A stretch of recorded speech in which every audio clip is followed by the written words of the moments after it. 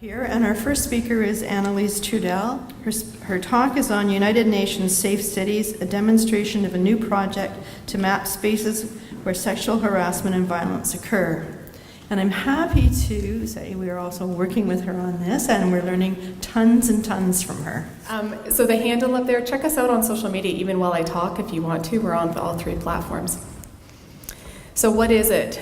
It's a 5-year United Nations Women's Directorate Initiative. So a city takes on looking at sexual violence and harassment in public spaces, and they write a letter to the UN sort of saying, we want to do this initiative. The UN okays that, and what is required within that is that you focus on the issue for 5 years and you scope it as your first step. So where, what, who, when, how type information is your first step. And beyond that, it's really meant to be locally driven. So local actions looking at how do we sort of react and prevent the issue. The vast majority of safe cities up until now are in the Global South. There are 3 in Canada on a journey, so Winnipeg, Edmonton, and London, Ontario, of all places. So there you go. We have a whole bunch of partners which are listed at the bottom. So as most of you probably know in your own jurisdictions, but lots of people are involved in sexual violence work at this point. You have sort of campuses and sexual violence coordinators, you have the police, you have different community agencies, researchers. But frankly, there's actually pretty limited coordination between all those bodies. It's pretty relational, so we brought everyone to the table. So a little bit of a sense of where we're at. So we got on board in 2017. We set up our steering committee. Our research partners are Sam and Kate from CAMH. We are at the point, though, of scoping it. And what we chose to do in order to scope it was to use a crowd mapping. So that's what I'm actually speaking to today.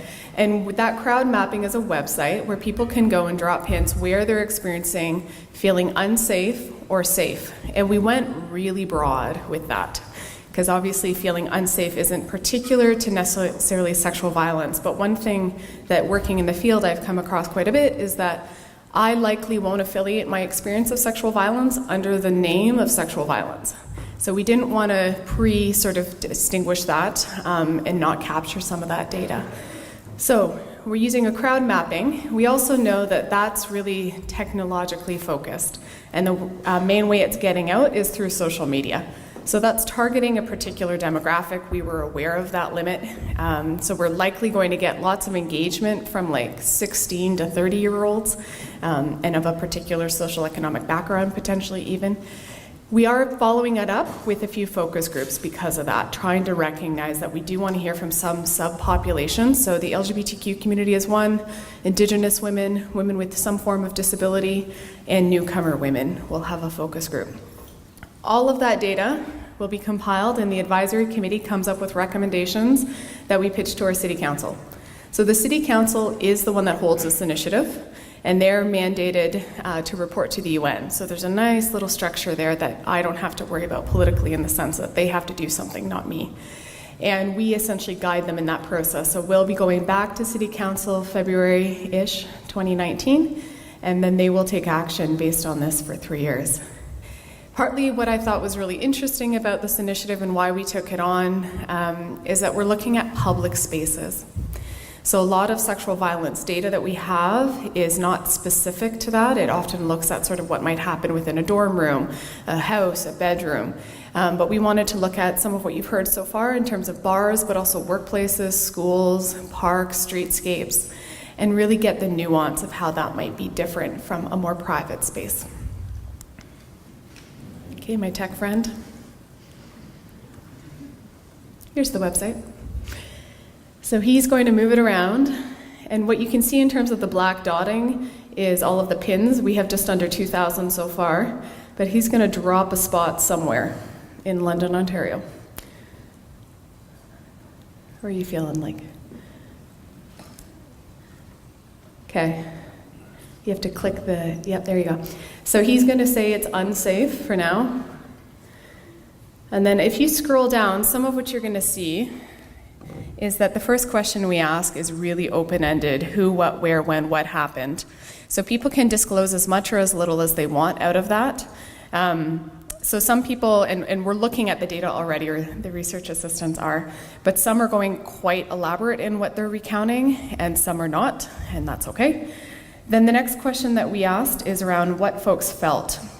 So you heard a little bit earlier around some of what women felt out of their experiences of being approached in the bars. So we used some of that language to get at the emotive response. Partly this was to understand that we had asked where people feel unsafe, which is huge. And now we wanted to understand sort of the quality between feeling violated versus feeling sort of not welcomed versus feeling that it's a dark alley that I just don't feel great in, generally speaking. Because those will lead to very differential responses. So that dark alley is probably, from a city's perspective, going to get a lamppost. But in terms of feeling violated, that's a whole other ballgame. What's next? Then there's when did this happen? Part of what we were realizing, in London at least, we've had a focus on some of our music festivals. And that's not the park that is the problem. That is the time the park is used by that festival.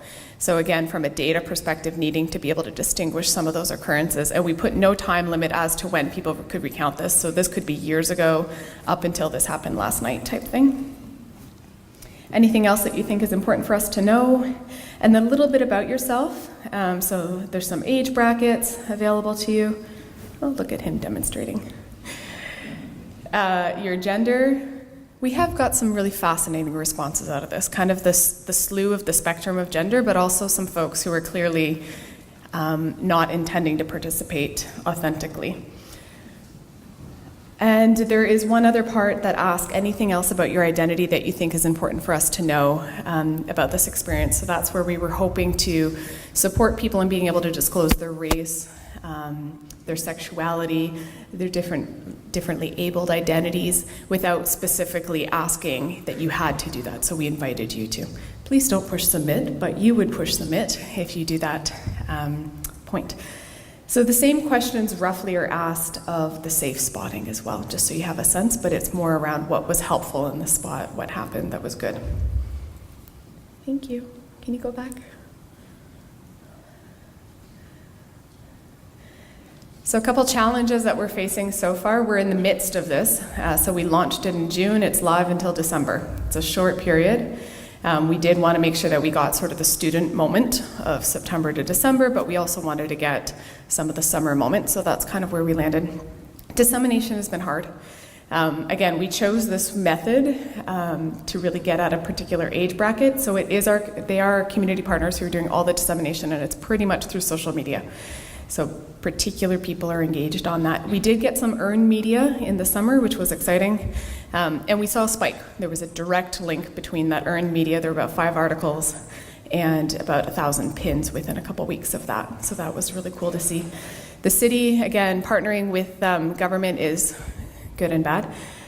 I just said that on video, which is not great. But anyways, they are paying for a couple billboards, which is great. Something that we would not be able to do. So as folks just drive through London, they will be seeing that.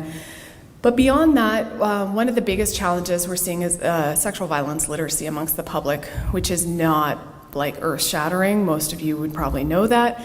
But when we're thinking about, and when we've sort of cursory given a look at our data behind sort of the platform, a third-ish of the pins are not about sexual violence. So they're about, I don't feel good here because there's drug paraphernalia, or there's quote-unquote sketchy people in this area. And we have, all of our messaging is sort of surrounded by sexual violence language, even though the safe, unsafe spots are not. But that was really a struggle and a balance between wanting people to recognize their experience as counting enough to map it, so not sort of outlying those folks, but then also we're getting a bunch of data that's not directly related to the issue, so thus coding. There's some of our messaging, just for fun. So what are we seeing? Just under 2,000 pins. The table was made a little bit earlier, so the numbers aren't quite all lined up. In terms of who is pinning, so female-identified folks, the vast majority of whom are pinning, it is aimed at females. So it's the UN Women's Directorate. The language of women and girls is the one that was sort of part of the initiative that we had to adopt. But we are getting some men pinning. Interestingly, within the men who are pinning, often they're pinning on behalf of women that they know who had experienced something. A few of them did pin their own experiences of violence. And then within, say, the women who have pinned, how many are pinning unsafe versus safe? The vast majority are pinning unsafe. Part of that's probably based on our branding, trying to call people in to do that work. Thought I'd read a few examples to give you a bit of a flavor of the spectrum of sexual violence that we're getting. So 2 men making sexually suggestive comments as I struggled with a lock at work.